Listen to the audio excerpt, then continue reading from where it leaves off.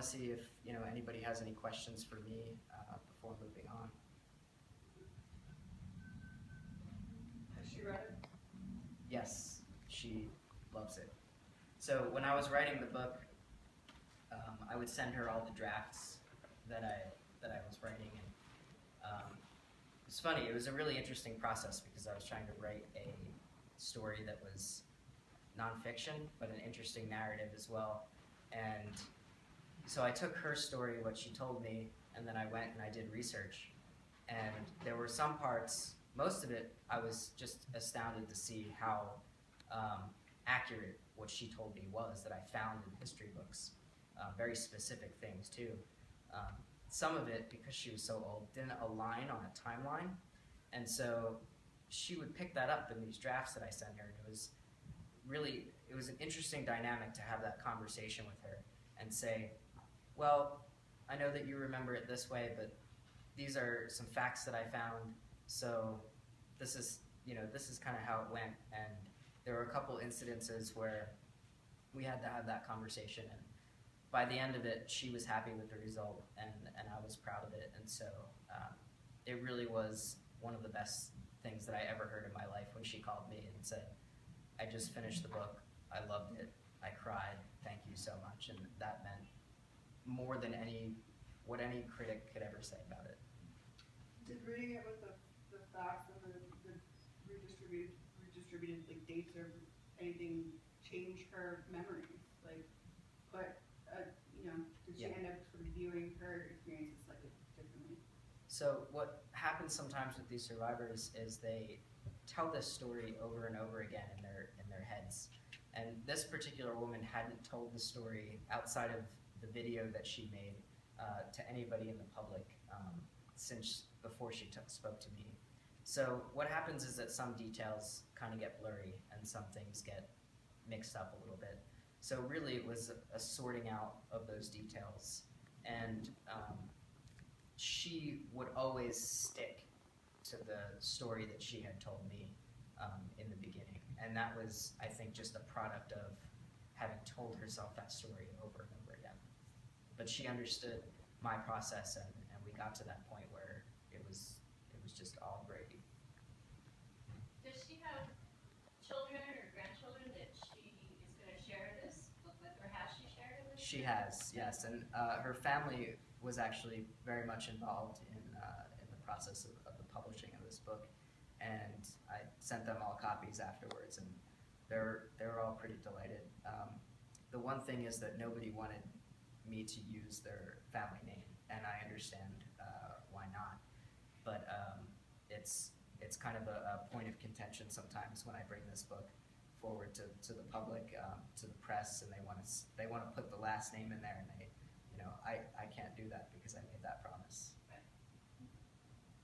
What was the process like of making this into like a middle grade school book, like targeting it more towards children?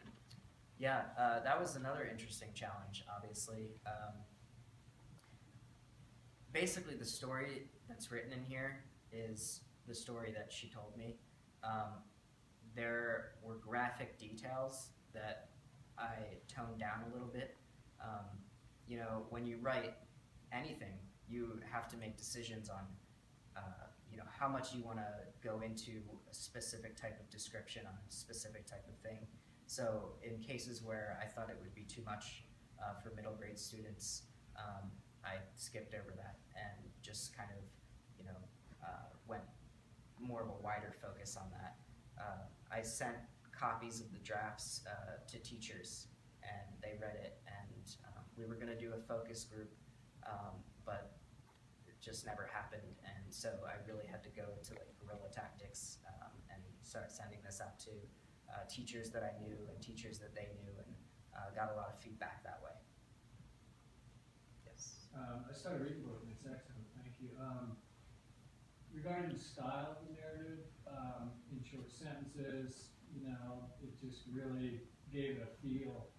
And I was wondering, is that from her and sort of how she talked, or is it more gearing it towards middle school students, or is that your style in general? I think it's a combination of all three. I tried to maintain her voice as the narrator as much as possible, and she does kind of switch to her as the 77-year-old speaking, and her as the 8-year-old or 9-year-old speaking too. So that was an interesting balance.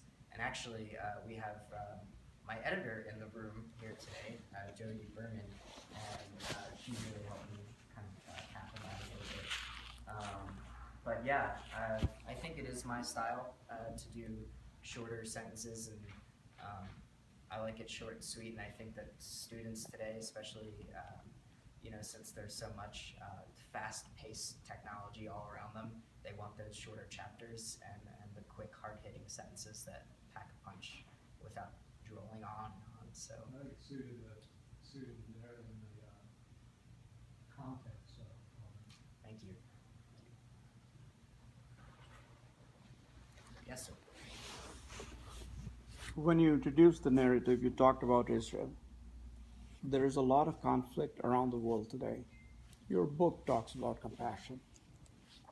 Where are you taking this message after this book? So that's a really good question. Could be a loaded question too. What I like to do is not focus on politics as much, but the humanitarian message. And where am I going to take this message afterwards is a really great question. I do have a book sort of swirling around in my head right now that will focus on the issue of bullying. And I think that these are issues that are timeless. These are issues that touch everybody on the planet. And going forward, that is going to be my focus, my main mission. Thank you for your question.